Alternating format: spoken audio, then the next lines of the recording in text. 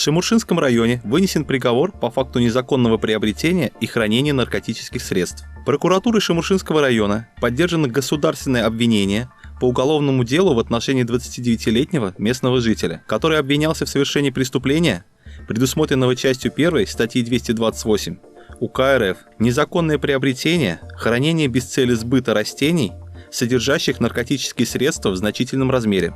Судом установлено, что в сентябре 2019 года подсудимый умышленно с целью личного потребления собрал куст растений конопли, который хранил в своем жилом доме до его задержания сотрудниками полиции.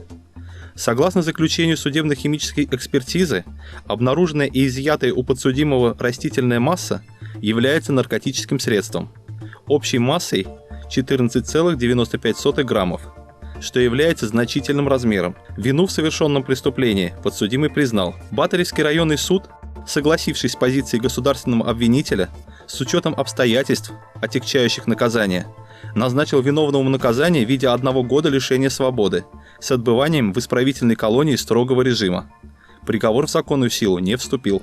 Жители города Чебоксары признаны виновными в незаконной добыче рыбы. Приговором Чебоксарского районного суда от 14 июля 2020 года 33-летний и 34-летний жители города Чебоксары осуждены за совершение преступления, предусмотренного частью 3 статьи 256 УК РФ «Незаконная добыча, вылов водных биологических ресурсов, совершенная с применением способа массового истребления водных биологических ресурсов на миграционных путях к местам нереста группы лиц по предварительному сговору». Судом установлено, что 3 мая 2020 года жители города Чебоксары, используя рыболовную сеть, являющуюся промысловым орудием массового истребления водных ресурсов, незаконно добыли в Старом Чедровском пруду, расположенном в Чебоксарском районе около поселка Вознесенский, рыбу-плотву в количестве 15 штук.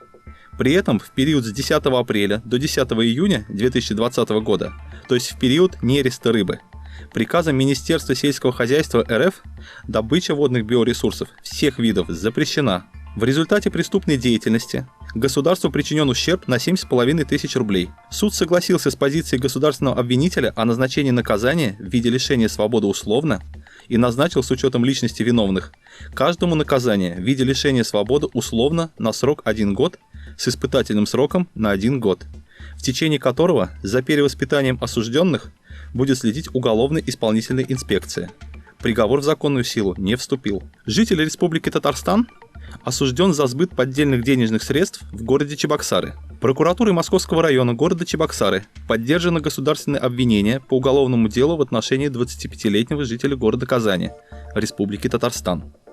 Он обвинялся в совершении преступления, предусмотренного частью 1 статьи 186 УК РФ «Хранение, перевозка в целях сбыта и сбыт заведомо поддельных банковских билетов Центрального банка Российской Федерации». Судом установлено, что злоумышленник в один из дней 2 квартала 2020 года с целью извлечения материальной выгоды в неустановленном месте приобрел поддельный банковский билет достоинством 5000 рублей, имеющий существенное сходство по форме, размеру и цвету с подлинными банковскими билетами ЦБ РФ достоинством 5000 рублей образца 1997 года, который был изготовлен способом струйной печати.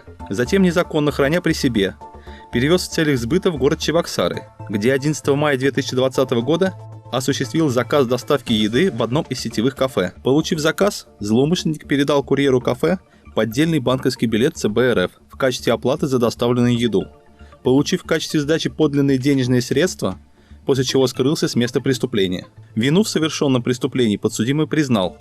Суд, согласившись с мнением государственного обвинителя, с учетом характеризующих данных виновного, назначил виновному наказание в виде лишения свободы на срок 1 год условно с испытательным сроком на 1 год. Приговор в законную силу не вступил. Данные предоставлены пресс-службой прокуратуры Чувашской Республики. Читал Павел Демин.